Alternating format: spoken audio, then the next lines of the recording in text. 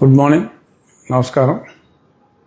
నిన్న అర్ధరాత్రి సుమారు 11:45 ఆ ప్రాంతంలో గన్నవరం కోర్టులో ఈ రావణ్ ఎలియాస్ జోసెఫ్ అతనికి కోర్టు 14 రోజుల రిమాండ్ నెల్లూరు జైల్లో ఉండమని, శిక్ష 14 రోజులు రిమాండ్లో ఉంచడం జరిగింది. గత 4 రోజులుగా రకరకాల పోలీస్ స్టేషన్లలో రకరకాల కోర్టుల్లో ప్రవేశపెట్టడం, ఆ ప్రహసనం అంతా కూడా మనం చూసాం. ఎట్టకేలకు గతంలో రావణ్ మాట్లాడిన ఎక్స్ట్రీమిస్ట్ ఏజెన్సీస్ గురించి వారికి సంపూర్ణ మద్దతు తెలియజేస్తూ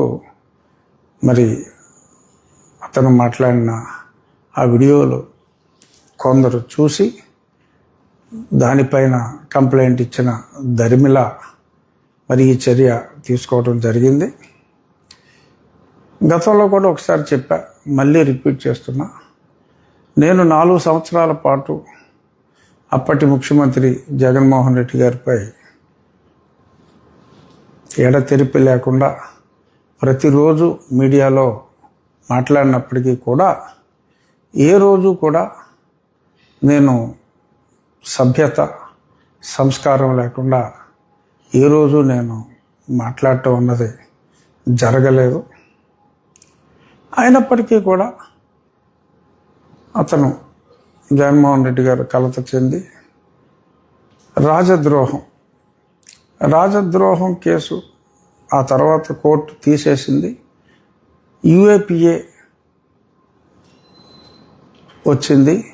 యూఏపీఏ 152 సెక్షన్ కింద అదేంటంటే దేశ సమగ్రతకి భంగం కలిగించే విధంగా యాంటీ నేషనల్ ఫోర్సెస్కి మద్దతుగా మాట్లాడటం ఆ సెక్షన్ కింద వస్తుంది.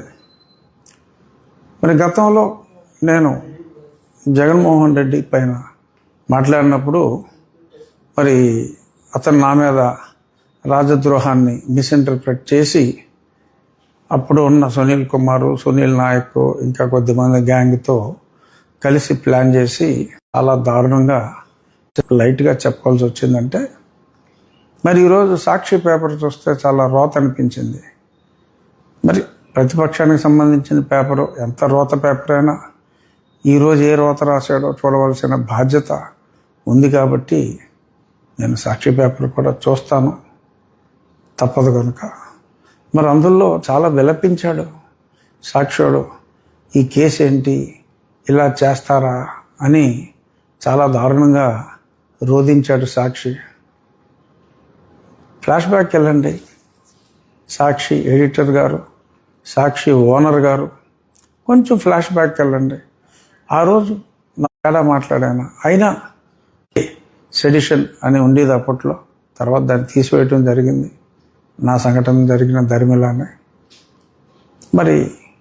అప్పుడు మాట్లాడని న్యాయం, సుధాకర్ గారిని చంపినప్పుడు మాట్లాడని వ్యక్తులు, సుబ్రహ్మణ్యాన్ని పార్సిల్ చేసినప్పుడు మాట్లాడని వ్యక్తులు, ఒక చిన్న పిల్లవాడిని కాల్చేసినప్పుడు బాపట్లలో మాట్లాడని వ్యక్తులు, అలాగే ఆ పిచ్చి మద్యం తాగి పిచ్చి మద్యంలో బుర్ర పాడైపోయి కొన్ని ఎక్స్ట్రాయే మాట్లాడాడు. అతన్ని 24 గంటల్లో శవాన్ని చేసినప్పుడు మాట్లాడని ఈ ప్రజాస్వామ్యవాదులు ఇప్పుడు సడన్గా రోడ్లెక్కి గొంతు చించుకోవటం చాలా ఆశ్చర్యం అనిపించింది. ఇటువంటి ఈ కేసుని రావణ్ అన్న వ్యక్తిని నన్ను కూడా 2 ఇంటర్వ్యూలు చేశాడు. ఆ ఇంటర్వ్యూల వరకు కొంత సభ్యత సంస్కారాలతోనే నడిచాయి. ఈ అతని తరపున వాదించే ఒక లాయర్ అఫ్కోర్స్ నిన్న ఒక ఇంటర్వ్యూలో విపరీతంగా వాసన వచ్చే విధంగా అతను నోటి విరోచనాలు చేసుకున్న తీరు ప్రజలే చూశారు. దాని కిందే కామెంట్లు ఉన్నాయి కాబట్టి ఇంకా నేను ఆ మౌత్ మోషన్ వ్యక్తి గురించి నేను ఎక్కువగా మాట్లాడదలుచుకోలేదు. అతని అక్కినేని అభినయాలు వీటి గురించి అంటే నాసిరవారి ఫేవరెట్ అనుకుంటాను. కొంచెం ఇలా అలా కాస్త ఆ ఎక్స్ప్రెషన్స్ నాసిరవారి చేస్తే బాగుంటుంది. సరే ఓకే, ఇప్పుడు అభినయం జోలికి అనవసరం.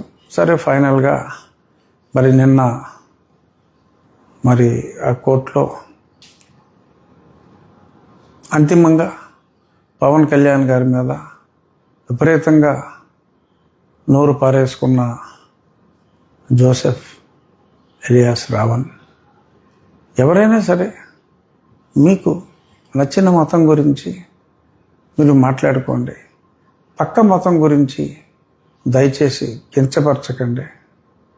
మీకు హిందూ మతం ఇష్టం లేదు, ఓకే ఊరుకోండి.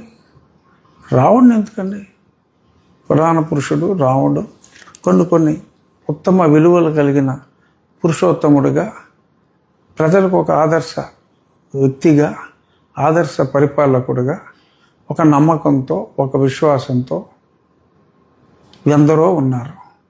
వారి మనోభావాల్ని కించపరచవలసిన అవసరం లేదు. సనాతనం అంటే దానికి ఒక విపరీతమైన అర్థం చెప్పి ఇలా మరి విచ్చలవిడిగా నేను దేశభక్తుడిని కాదు, నాకు దేశభక్తి లేదు, ఐఆమ్ అండర్లైనింగ్, మీరు సరిగ్గానే విన్నారు అనే మాటలో అది మంచిది కాదు. రావణ్కైనా శ్రావణ్కైనా ఎవరికైనా కూడా అటువంటి మాటలు మంచివి కాదు. నిన్న శ్రావణ్ కుమార్ ప్రజల్లో నేను ఏనాడు అనని మాటలు అన్నట్టుగా 3 మేకులు 2 చెక్కలు దేవుడిగా జీసస్ క్రైస్ట్ని నేను అభివర్ణించినట్టుగా దుష్ప్రచారం అతను చేస్తున్నాడు. భగవంతుని సాక్షిగా నేను అటువంటి మాటలు మాట్లాడలేదు. నేను మాట్లాడింది నా వెన్నంటి వచ్చిన ఒక జన సైనికునికి నుదుటిపై మేకు, ఒక చెక్కకి మేకు పెట్టి నుదుటిపై దగ్గొడితే ఈ మేకులు కొట్టడం ఏంటి అని నేను మాట్లాడా. అది కూడా కత్తితో పడటం చూసాం, చాకుతో పడటం చూసాం.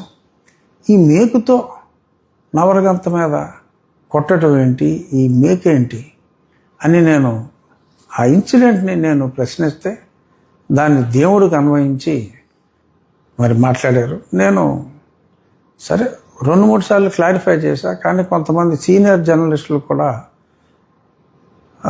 ఈ ఇష్యూ గురించి రఘురామకృష్ణరాజు జీసస్ క్రైస్ట్ని అలా మేకుల దేవుడు, చెక్కల దేవుడు అని అనకుండా ఉండవలసింది అని చెప్పి కొంతమంది సీనియర్ జర్నలిస్టులు కూడా మాట్లాడటం చూసి ఓహో ఈ విషయం ప్రజలకి చేరలేదా అనే విషయాన్ని నేను పూర్తిగా క్లారిఫై చేయటానికే ఈ చిన్న ఈ వీడియోని నేను టెలికాస్ట్ చేస్తున్నా.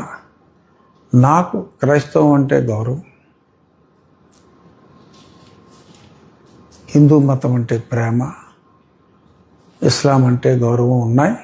నేను ఎప్పుడూ ఏ మతాన్ని కించపరచను. రాజ్యాంగాన్ని గౌరవించమనే నేను చెప్తున్నాను.